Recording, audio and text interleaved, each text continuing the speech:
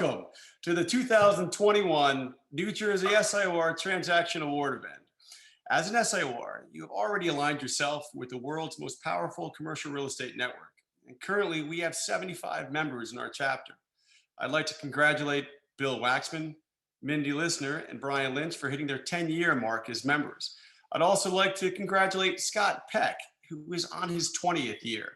But 7 of our colleagues have been members for over 30 years. I'd like to mention each of them by name.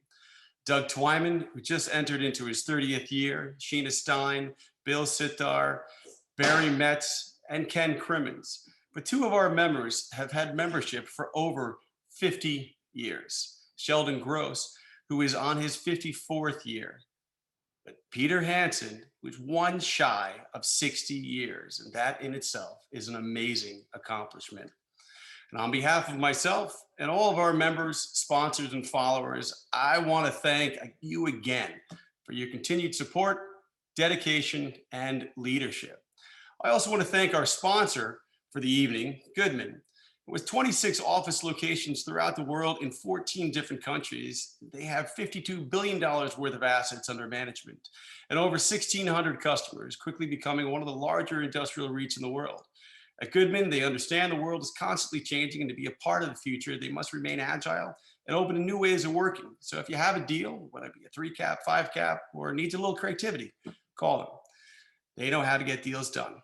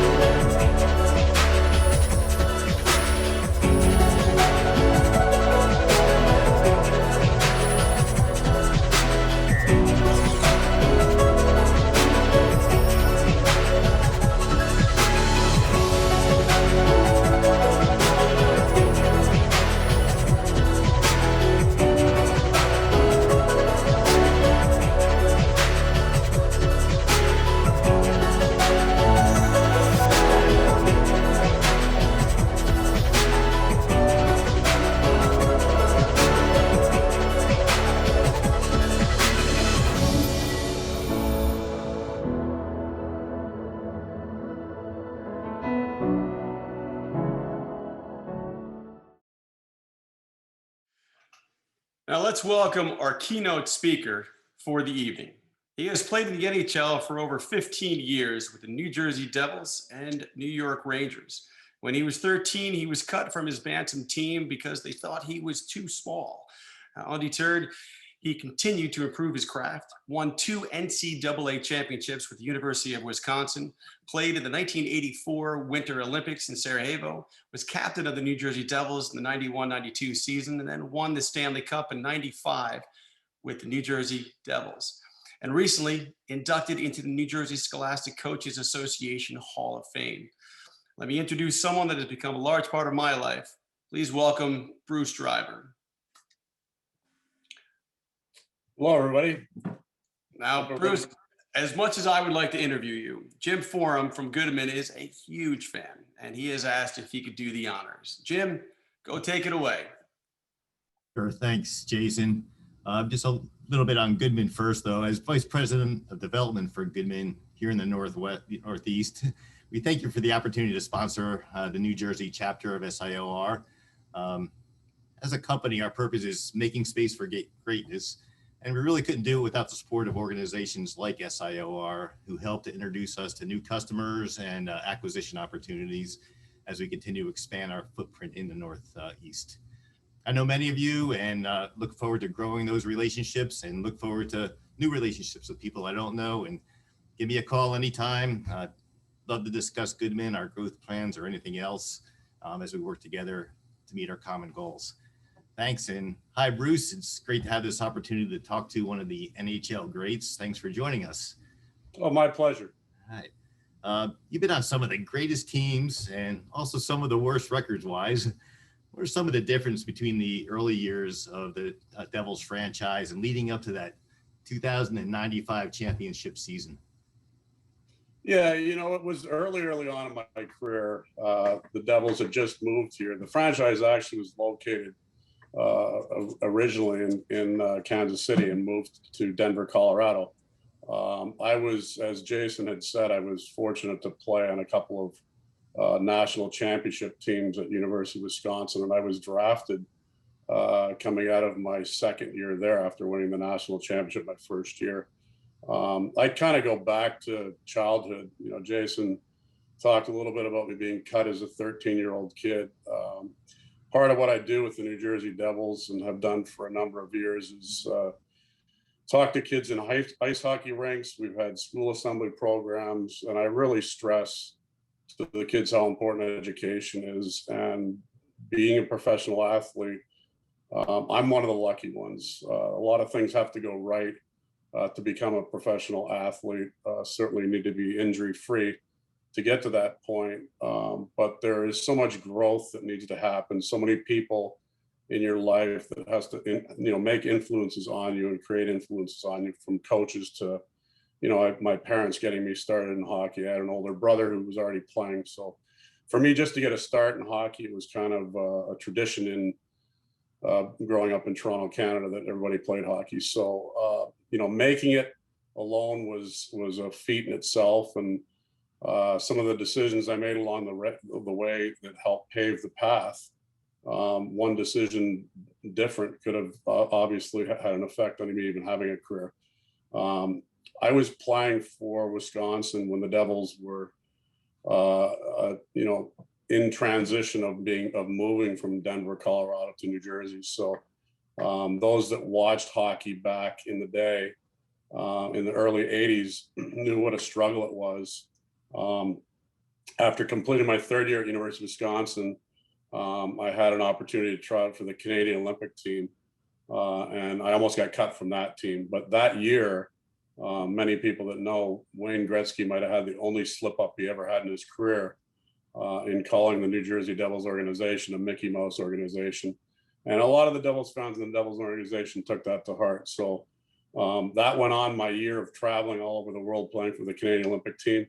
And the Devils weren't very happy about it. By the end of the Olympics, after the Olympics were over, my intent was to go back to University of Wisconsin for my final year, but the Devils had called me after the Olympics and invited me to New Jersey to try out for the team.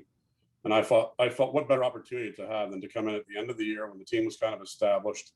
The team was not very good that year. They were actually, there was a battle for last place that season between the Pittsburgh Penguins and the New Jersey Devils. And those that know hockey a lot, one of the big record holders in the NHL, was Mario Lemieux's draft year. So the team that finished last in the NHL was going to get the opportunity to draft Mario Lemieux. So that's how poor the teams were back then. It took us at least 4 or 5 years to kind of establish ourselves. We had a lot of high draft picks towards the beginning of the 80s, stuck together with a bunch of the players that came in the early 80s, and it took us until 1987, 88 to even make the playoffs. And again, we made the playoffs that first year in 1987, 88, had to win the last regular season game in overtime to even make the playoffs. And we were excited. We almost made it all the way to the Stanley Cup that first year. And unfortunately, the next year we didn't make the playoffs. So that just shows you how difficult it is to even win a Stanley Cup. But certainly my career was culminated with winning a Stanley Cup championship in 1995. It was a long haul. But from the 90s to the early 2000s, really between the New Jersey Devils and the Detroit Red Wings, those were the two organizations that were at the top of the heap. Great. Yeah, it sounds like that you were really urged by your family and the culture at large to get into hockey, but is there any one person or that really inspired you to not only play hockey, but really develop your craft and become one of the best defensive hockey players in the NHL? Yeah, well, ultimately, as I said, my brother is 3.5 years older than I am. So he was already playing hockey, and anybody that has an older sibling wants to be doing what their older sibling's doing. So I really learned to skate at 3 years old, and I was on a team by the time I was 4. They didn't have teams for 4-year-olds. So my first year I played with my brother and all his age group. I don't really remember, but my father, who really, he was the force in getting us all started in hockey. He told me that my very first shift, the referee actually had to come to the bench, pick me up, put me on the ice. I stood there for 2 minutes because we used to do the 2-minute blow the horn. Next kids get to go out, and I just stood there for 2 minutes. So certainly came a long way from then. I had a lot of great coaches along the way through my youth hockey years, but a couple of ones that a lot of people in hockey have known about or heard about. Dave King was my Olympic coach, which that was a great growing year for me. But many people know Badger Bob Johnson, who coached at University of Wisconsin for 15 years. Also went on to Calgary Flames and won a Stanley Cup. Went to Pittsburgh Penguins and coached there as well. Pre-pro, those two gentlemen probably influenced my career as I got to the point where I realized I might have an NHL career. Just fabulous coaches. I learned an awful lot from those two gentlemen that I instill in the coaching I have today. And certainly I feel I played for probably one of the greatest, if not the greatest, NHL coaches of all time, in Jacques Lemaire. And Jacques came in the early 90s and really turned things around for us as an organization and set us on the path to win that first Stanley Cup in 1995. Great. Sounds like family is a large part of it, and you're in your coaching. Regarding motivation, Jaromir Jagr was known to have his trainer actually try to push him over prior to each game to get him ready for the game. How did you get into focus before each game?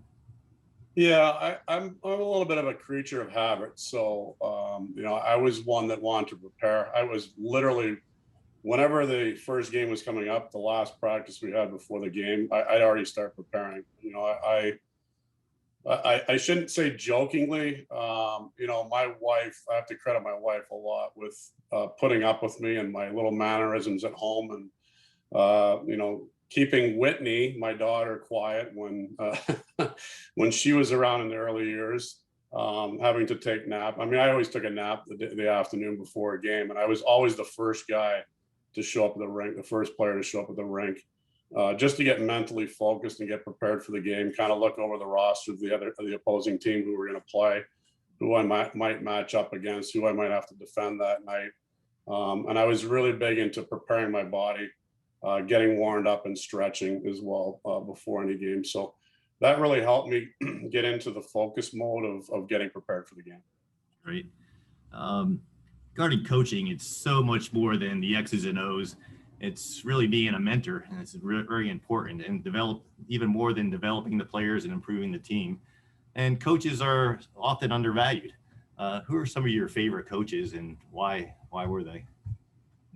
Yeah, I think I named a couple of them already, and those guys were the coaches that really kind of molded my career towards the end, to have me have a chance to make it as a professional player. But certainly, I looked at a lot of the coaches I had when I was first starting off. Firstly, with my dad, I do actually remember pushing a steel chair around the rink, learning how to skate when I was really, really young.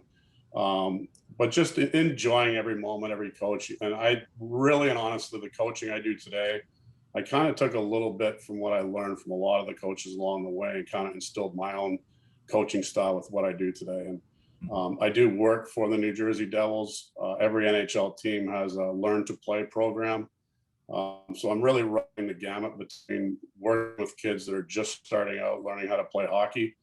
But I also helped coach a U18 boys team, and I've been doing that for about 20 years. And I also coach a girls high school team. So coaching at a bunch of different levels, you do need to adjust as a coach, and the good coaches do learn and do need to understand that there does need to be a little bit of an adjustment based on the age group that you're coaching, sometimes the gender you're coaching, and certainly, obviously, the levels that you're coaching at. Great. And regarding coaching, what's the best piece of advice you can give regarding that you've gained from coaching yourself? Yeah, I think it's to be flexible. And I think what we've been going through basically in the last year, as we all have, unfortunately, and not being together for this event and doing it via webinar, the flexibility that you have to have as a coach is very, very important. And I found that this year more so than any year. With the pandemic we're going through and the cancellations and kids missing practice and COVID cases, it's a difficult year for everybody, but I think it just really puts into perspective that, coaches need to have the flexibility. You look at the professional leagues going on right now, trying to get through seasons. We saw the football season not end too long ago. The NHL season last year, they really ended the season. They called it a season in March and then reconvened in way late in the fall to get everything back on track and try to have a Stanley Cup playoff, and had all the teams were basically in two cities, but not able to do that this year. It's a tribute to the professional leagues that they've been able to get all the games in and have some form of playoffs. So a lot of flexibility in coaching, I think, is probably one of the biggest things. Thanks. A lot of these lessons you taught us here are so applicable to commercial real estate as well. Flexibility is key, and having a good coach is key when you're learning. And there's so many things that really cross many disciplines. Yeah, I think, one thing I didn't really touch on is in pro sports, everybody kind of has a role. And one of the, if not the greatest general manager to ever grace the hockey world, Lou Lamoriello, learned an awful lot from Lou about how he handled us as a team and how he made us and formed us into a team. He came in the middle part of the 1980s and really kind of changed the mentality of the players. And it was more in how, it was a monetary thing, but it really became a mental thing in how we approached and how we kind of respected each other. A lot of the players had personal bonuses that were given out for scoring a certain number of goals, or a goalie for having a certain save percentage or a certain goals against average. Lou came in and kind of did away with all those bonuses once players were done with them in their contracts, and everything became team-based, which really helped the team grow as a group. And if anybody knows anything about hockey, there are players that play sometimes upwards of 25 to 30 minutes of a 60-minute game. And there's other players that may only play a handful of minutes, 4 or 5 minutes a game. But all the players realize the importance of the player that's playing only 4 or 5 minutes a game. His role in the team and what he has to do out there on the ice contributes every bit as much as the player that's playing 30 minutes a game. So to be a cohesive team, everybody needs to be on the same page. Thanks, Bruce. We really appreciate your insight and stories. And now back to Jason. Appreciate that. Now, if we can just get a couple of defensemen on the Devils, we may win a few more games, right? All right, let's turn it over to Scott Peck with the awards. Scott. Thank you, Bruce, for joining us, and great overview of the whole thing. But certainly appreciate it. This is something that gets exciting for us every year. We have some pretty major deals right before we start on the major deals. We have a very special Project of the Year award, and we'd like to award that to the Lincoln Equity Group. Joel Bergstein, I think, is standing by. I don't know if you have a couple words to say. His leasing team was of Steve Ellman and Stan Danzig have done a terrific job. The whole project, as you can read, is 1.4 million square feet on 153 acres. I think it's down to 3 buildings now, right? At one point you had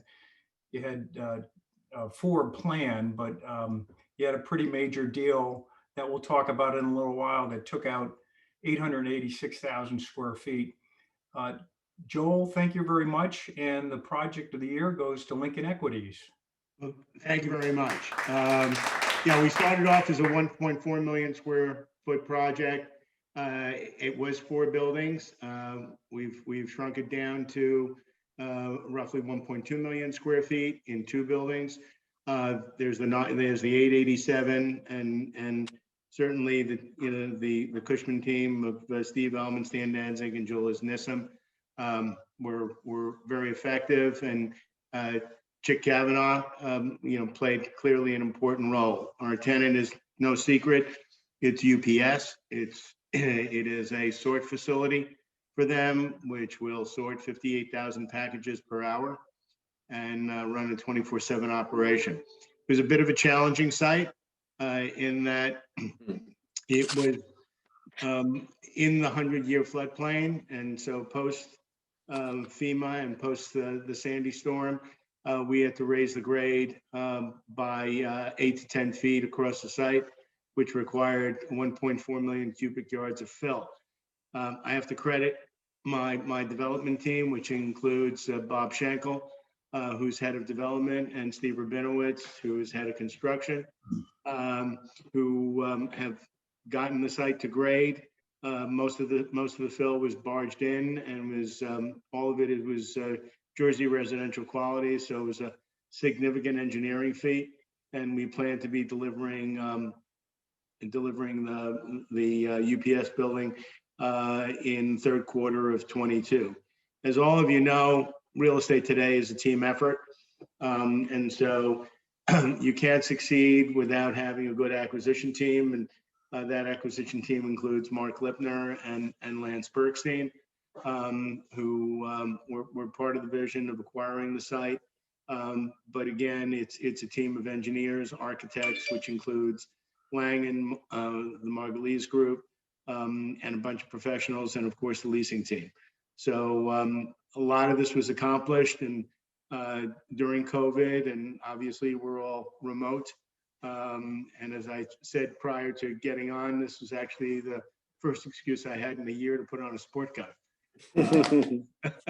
But we started to open up our offices. I was in the office this week and last week, and we look forward to getting back, because while we are a team, it's not quite the same being in disparate locations. So again, we look forward to it, and we congratulate the other awardees, and very appreciative of SIOR for this honor. And I've got it right here, and I have my cocktail. So.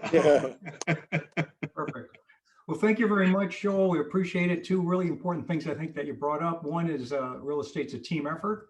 And the other thing, we're all getting back to sort of a sense of reality, and maybe we can get together and actually, do what we do best, is be with each other and network and so forth. So the next award that we'd like to give out is the largest industrial sale. But before that, I just want to sort of relate a little something that Bruce Driver was talking about. So you're thinking we deal in real estate and square footage and so on and so forth. So I was thinking to myself, we all know sports, we love sports and so forth. How many square feet is a hockey rink?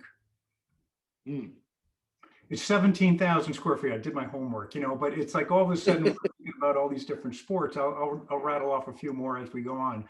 But right now I want to congratulate David Nee for the largest industrial sale. And David was key in putting together a deal where Bed Bath & Beyond sold their building to Prologis, 721,000 square feet for $107 million. And if anyone can do any math real quickly, that's about $149 a square foot.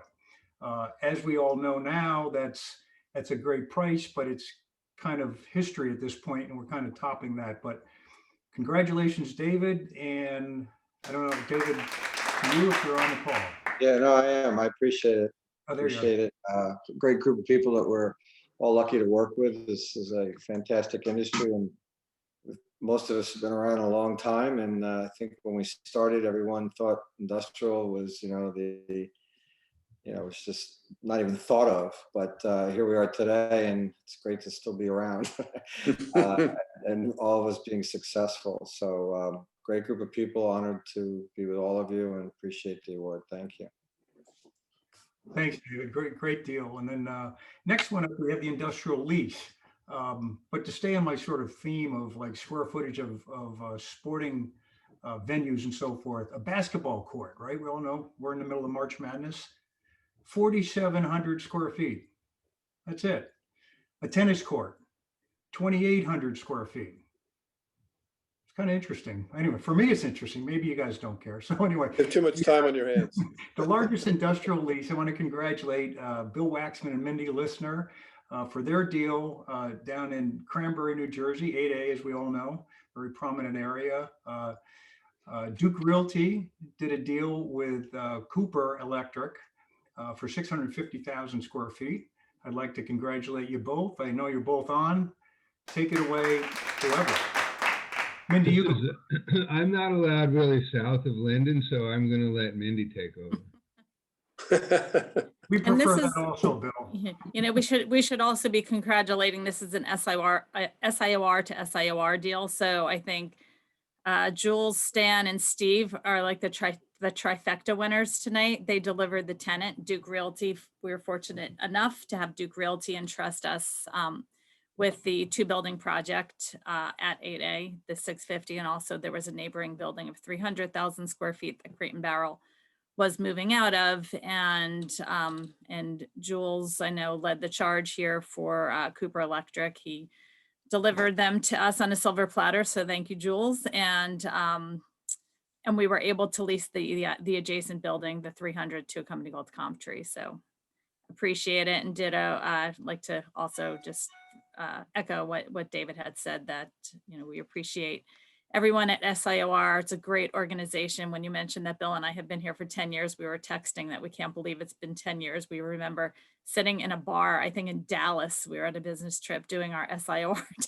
our online testing. So I do my best work in a bar, Mindy.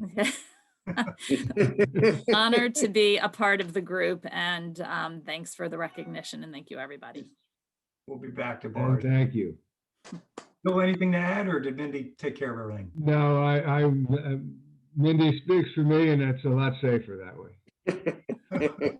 Congratulations to both of you guys. Thank you very much. So the next one, Joe kind of inferred a little bit about this little kind of quiet deal that happened recently. So it's really the SIOR cooperative with really 2 New Jersey brokers. And Mindy, even though you had a whole team of SIOR brokers involved in your deal, this one was a little bit larger. So we basically do it sort of on dollar value and so forth. Square footage is important, but we're all about commissions, as you know. So that's kind of the driver, pun intended, Bruce. But anyway, that kind of is the key to all these deals and so forth. So I want to congratulate the Blau and Berg team of 1, Chick Cavanaugh, for bringing UPS to Joel's Park in Bayonne. And representing Joel was Stan Danzig and Steve Ellman. And just to give you a little point of reference, this was 886,000 square feet, 20 years plus ground rent. I'm not going to say anything other than that, other than it was a big number. And interestingly enough, compared to the largest SIOR awards for the country, there were a couple of awards. Ken Higgins out in Las Vegas won for the largest industrial, 649,000 square feet, $123 million. There was another large deal, an investment and industrial between a couple of Colliers, North Carolina, South Carolina teams of like 9. There's like a portfolio for 5.5 million square feet for $184 million. And Chick, I think if you dropped this one, and maybe you couldn't because of confidentiality, but this one would have blown away those other 2. So congratulations for them. I'm Okay. here. He's First of here. all, thank you, SIOR, and let's go Badgers. My daughter graduated there a few years back. I just want to thank the Lincoln Group for entrusting us to work with them on this project.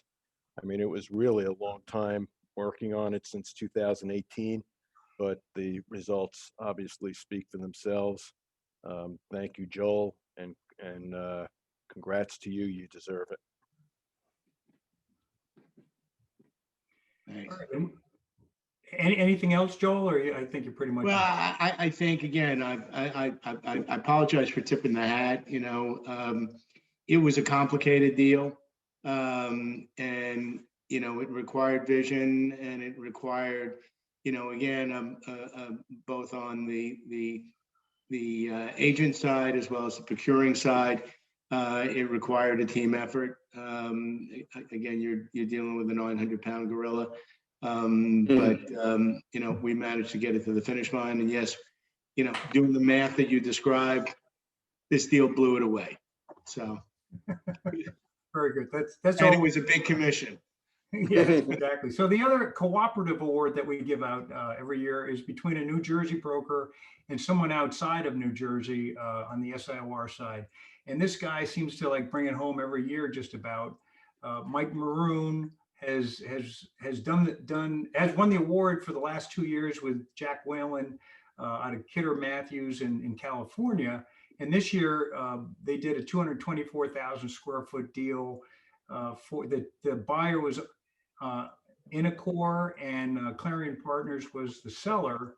And I think that's just it shows you the power of the SIOR network for all this. I mean, Mike is a big proponent of all his networking and so forth. And I'd like to say congratulations, Mike. All right, so let's move on to the land category, which was a very nice deal with team Blau and Berg. We had Jason Crimmins and Alex Conti, Peter Moreno, and Mike Shipper. Mike is a newly indoctrinated SIOR, so congratulations to you. What they did is over in the Bronx, they had this little 2.75 acre piece. They sold for $26.5 million, which, if you want to do the math real quickly, that's 9.64 million an acre. To give you a little reflection on where it was priced as far as economics and so forth, it was a piece of land they were looking to lease just the land at $18 a square foot triple net. Needless to say, that's what drove the value, and they found this one tenant that's, you may know their name and you may receive things from them, but I can't say who it was.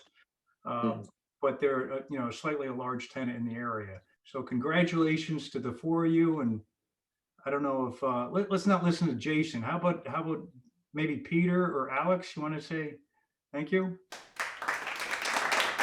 I don't know if you guys can hear me, but thank you. It was a team effort, hard work for SIORs working together. Anything can get done. So thank you to SIOR. We're sorry we didn't hit 10 million an acre. Oh, that's great. All right, so the next deal that we have is the office lease. So the largest office lease, I mentioned Mike Maroon's name before. He got that too, but I guess he's not on. I'm gonna take a couple seconds and throw another stat, sort of a sports stat by you. So a football field, we think a football field is pretty large, 48,000 square feet, whatever it is. And it's just kind of interesting throwing these things together. So what Mike did was a very creative deal. So he not only won our largest office lease for this pharma deal he did down in Lakewood, but he also won the National SIOR Alternative Assets Award, whatever that is. But if you get the story from Mike, and I don't know if he's on or not, but he'll tell you when we all get together at a bar in some near future. But anyway, his deal involved a sale and a lease, and the national award was a total of 379,000 square feet. So that was part of the sale, and this office lease that you're looking at now with 289,000 square feet is what won our New Jersey award. So congratulations, Mike. Let's move it right along. So the office sale is the final one that we want to talk about. But before that, I'm going to keep Sab hanging in suspense for a second. I'm sure he could deal with it. But so anyway, lacrosse field. Lacrosse field seems pretty big. 70,000 square feet.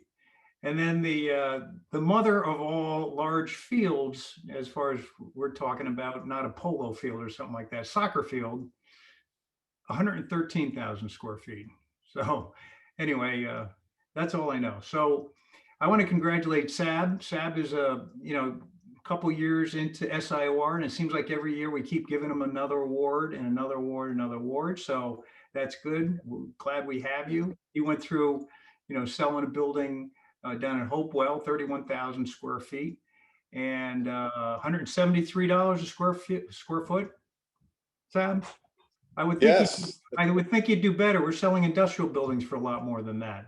But I know, I'm embarrassed. anyway, congratulations, Sab, and maybe I don't know if you want to tell us a little bit about the deal or a couple of jokes, whatever you want to do.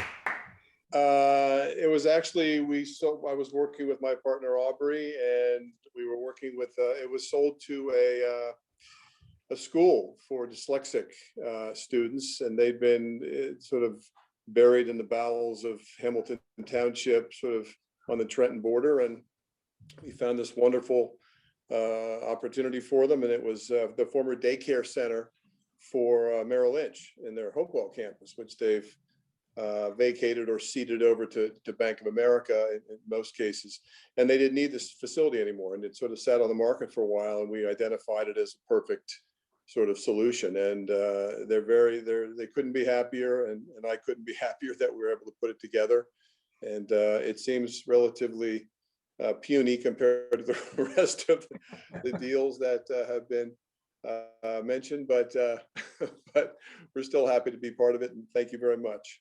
Okay, you're welcome, Sab. And I guess we're all looking at adaptive reuse of these buildings one way or another, and that was a classic. So I think I'm done for the night. Jason, I want to reach back out for you. Here's a list of all the winners, and congratulations to all. And we look forward to a successful 2021. Jason, Indeed. Congratulations. Thank you very much, Scott. And don't forget to tune in to the start of our two-part fireside chat series on April 8th. Wishing everyone a pleasant evening. Thanks again for joining. Thank you, Jason. Bye, everybody. Thanks, Scott. All right, bye. See you all. See ya. Thank you.